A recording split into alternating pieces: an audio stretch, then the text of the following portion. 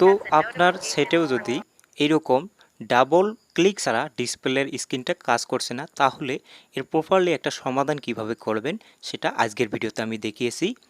তো এখানে দেখতে পাচ্ছেন আমার ডিসপ্লেতে কিন্তু এক ক্লিকে কোনো কাজ হচ্ছে না, হয়তো ডাবল ক্লিক করতে হবে অথবা দুটি আঙ্গুলের দ্বারা একসাথে টাচ করতে হবে।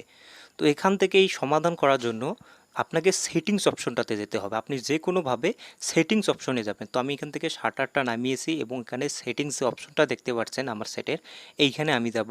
তো আপনি যদি অ্যাপস থেকেও যেতে চান তাহলে কিন্তু আপনি জাস্ট সেটিংস যে অপশনটা হয় সেইটাকে আগে সিলেক্ট করে নেবেন।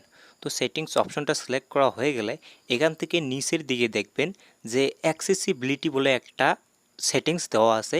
তো এটা হয়তো আপনার আরও নিচে থাকতে পারে, সেক্ষেত্রে দুই আঙ্গুল দিয়ে স্ক্রল করে নিচের দিকে দেখবেন এই অ্যাক্সেসিবিলিটি, এই অপশনটাকে আপনাকে সিলেক্ট করে নিতে হবে।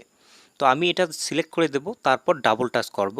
ডাবল টাচ করার পর এখান থেকে দেখতে পারবেন যে টেলব্যাক বলে একটা অপশন আছে। ঠিক এই টেলব্যাক অপশনটাতে আপনাকে কিন্তু সিলেক্ট করে নিতে হবে। প্রথমে একবার টাচ করে দেবেন, তারপর সিলেক্ট হয়ে যাবে এবং তারপর ডাবল টাচ করবেন। এখানে একসাথে দুইবার টাচ করে দিলে কিন্তু এই টেলব্যাক অপশনটা কিন্তু ওপেন হয়ে যাবে। তো একটু সমস্যা হচ্ছে, যার কারণ দুইবার টাচ করতে হয়, অনেক সময় হচ্ছে অনেক সময় হচ্ছে না। তো আপনারা দেখেন, তারপর এখানে দেখতে পাবেন যে সার্ভিস, যে ইউজ সার্ভিস এই অপশনটি চালু করা আছে। তো এখান থেকে ওই অপশনটা অফ করে দিতে হবে, তার জন্য ওখানে টাচ করবেন। তারপর এখানে দেখতে পারবেন একটা ওকে বাটন চলে আসছে।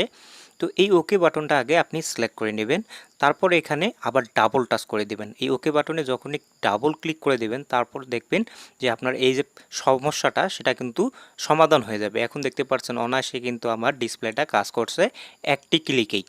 তো বন্ধুরা, এই ছিল আজকের ভিডিও। যদি ভিডিওটা ভালো লাগে থাকে তাহলে অবশ্যই একটা লাইক দিবেন এবং আমার চ্যানেলে নতুন হলে চ্যানেলটাকে সাবস্ক্রাইব করে রাখবেন।